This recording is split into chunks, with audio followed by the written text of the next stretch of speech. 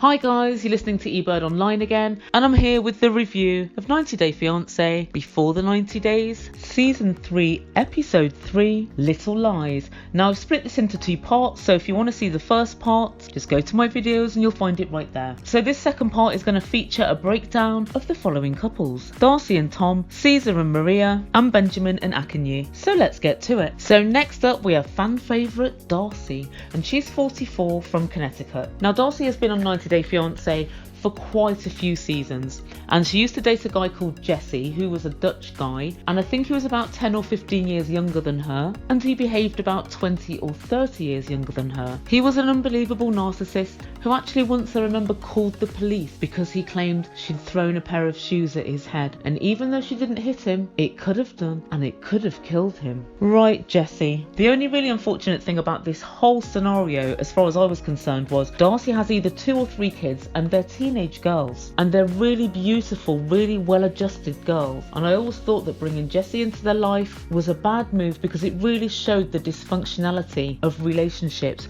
and it could have normalised it for them, but they were intelligent enough to say, Mum, this guy's a Fruit Loop, get rid. So yeah, shout out to your girls, Darcey, because they seem to have more smarts than you. So Darcey has a twin sister, and her twin sister did say at one point that she didn't think that she'd represented herself very well. I'm very glad that she seems to have got rid of her little Dutch guy, but it might well be out of the frying pan into the fire for Darcey, because she's hooked up with a guy called Tom from London, and Darcey has been speaking with Tom online for about 4 years. So if I'm not very much mistaken, that's during the whole time she was seeing Jessie as well. But honestly, at this point with Darcey, I can't. Darcey is on a flight over from New York to London to meet up with Tom for the first time. Darcey tells us, I'm about to meet the man of my dreams. Darcey, I thought you were meeting Tom. Tom's not the man of anyone's dreams by the looks of things. And Darcey tells us, Tom isn't meeting me at the airport. What a gent. He's sent a driver to take me to the restaurant where he is. And I can't help but notice that he didn't send a driver, he sent a taxi. So my first thoughts are, Tom's a cheapskate and Tom's a liar. So first we cut to Tom, who's trying to portray himself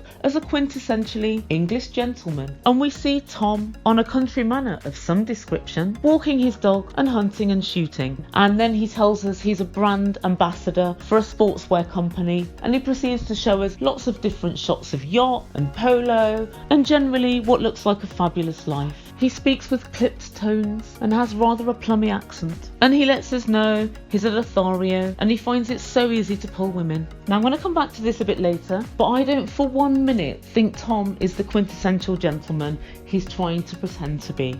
We see Tom getting a haircut, and he speaks with his barber, and he shows his barber pictures of Darcey, and also we flick through the pictures that he has sent to Darcey himself. Now I don't know how he's managed to do it. I give him player style props for the pictures that he's taken, because he hasn't actually photoshopped them, but he's got some sort of technique of pulling his face down, pursing his little paperclip lip and looking up at the camera, and he actually seems quite good looking. Unfortunately, he looks nothing like this in real life, but it's certainly a skill the eBird wishes she had. He can basically internally Photoshop his face. I'm impressed. But my reason for thinking he's exaggerating his social standing is because we meet his sister and her partner at a restaurant, and basically his sister has a very strong Nottingham accent, and so there are 2 possibilities for this. One, he was privately educated, as some middle class parents decide to do. They educate the boys but not the girls, so they send the girl to the comprehensive school down the road and they pay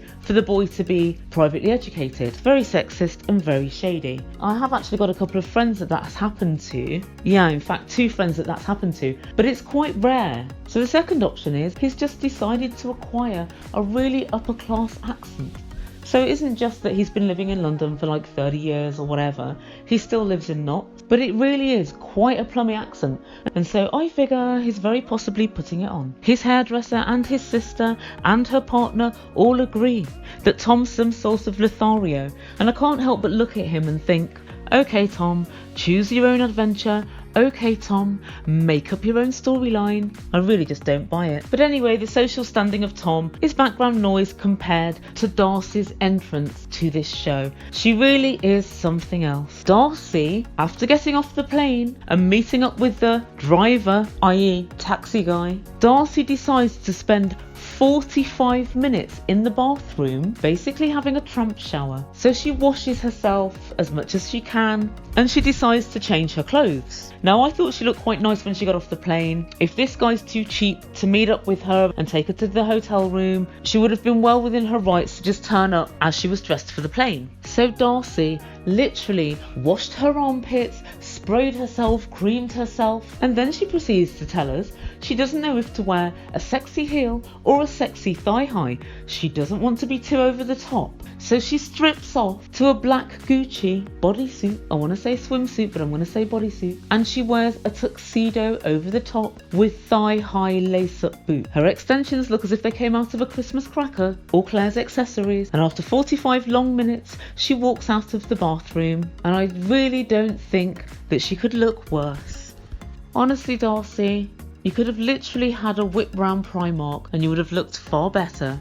I don't know where her head's at, but she tells us that she's really excited and she can't wait to meet Tom. I can't wait for her to meet him either, because I don't think she's going to recognise him. I will be as shocked AF if she recognises him. She tells us, I'm 5 minutes away from seeing the man of my dream. Darcey, no you're not. You're at least one more season away from seeing the man of your dreams. And that's only if you manage to pick up your internet dating game.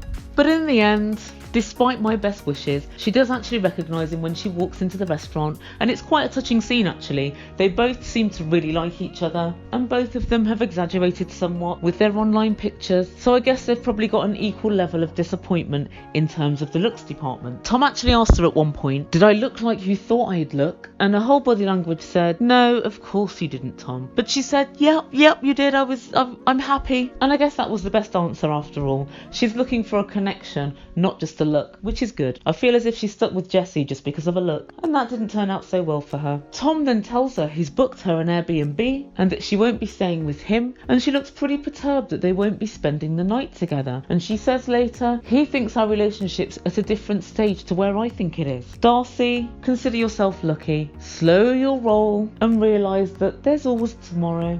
And so next up we have Caesar and Maria. Now Caesar is a 46-year-old nail technician from America, and he's spent more than $40,000 allegedly to financially support Maria, a 28-year-old hot Instagram girl from the Ukraine. Caesar is planning to travel to the Ukraine to meet her, but she's definitely proving to be a tricky customer. And I say customer because this is the clearest evidence yet that this is nothing more than a business transaction. Once he meets her, he plans to ask for her hand in marriage. We see Caesar on the phone to this girl, and he's already sent her $2,000 for a ticket to Mexico where they're supposed to be holidaying. She's spent this $2,000 and she wants yet more money for cosmetology, her teeth, her hair and clothes. And you can tell she's running a scam. And to be quite honest, I really don't think Caesar is the full ticket. I'm not 100% sure he spent $40,000 on her, because I don't know how much a nail technician earns, but I can't imagine it's absolutely loads of money. But the real thing between these two is the fact that Maria at the very last minute tells Caesar, I'm not going to Mexico tomorrow, I didn't buy my ticket and I can't come now anyway because it's my mother's birthday. She acts as if her mother's birthday came and slapped her across the face out of the blue. Maria, you know when your mum's birthday is. You have no intention of going to Mexico. Put this poor man out of his misery and find yourself another victim. And if this whole story really is true, the makers of the program should be ashamed of themselves, because we see at the end Caesar's paying out yet more money to buy her a $1,600 ticket to go to Mexico, and I'm pretty certain she's not going to be anywhere near Mexico. And if she is, it won't be with you, Caesar. And poor old Caesar tells us he's really going to have to economise in order to stay financially afloat. He hasn't paid any of his bills, his rent, his electricity, his water, his internet. He's spent every penny on trying to get this Ukrainian fraudster over to Mexico. Everybody knows that Caesar's been scammed, except it seems for Caesar. And so finally we come to the relationship of Benjamin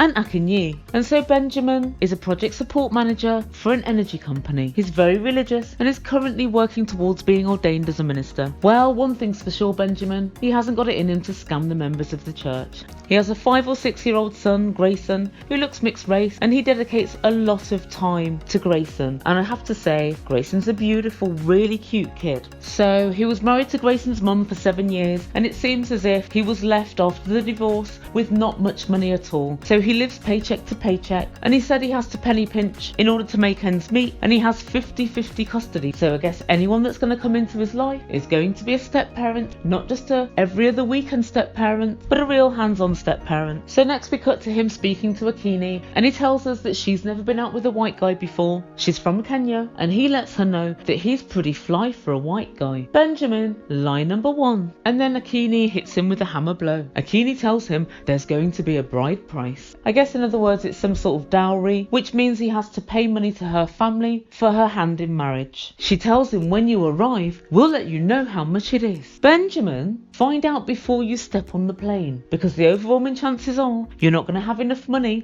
considering that he only has £1,000 in his account. He wonders how much will this be. The Ebird can answer for him. All that you have and more. You see, the thing is, Benjamin, AKINYI is quite a thick girl. She's got a beautiful smile, and she's going to be taken from her family, and she's going to be thousands of miles away with you, bringing up Grayson in America. That's going to cost. He's worrying because he knows that Kenyans think Americans all have money, and to be fair, compared to the average Kenyan, maybe they do. Maybe, Benjamin, you should open your own church. I hear there's limitless funds in it. So all in all, I've just got a feeling that things aren't going to go well for Benjamin, but I hope that they do, because he seems like a nice guy and he has a beautiful relationship with his son, and so I do have my fingers crossed for him, and I do hope that AKINYI isn't trying to ride roughshod over him, because I won't be happy. Well, what's this I see? Whilst doing my research for this programme, I discovered that Kenya's government plans to ban bride price payment. The proposals have been approved by the cabinet, but will not become law until passed by Parliament. Benjamin, I might just have saved your life. All you need to do now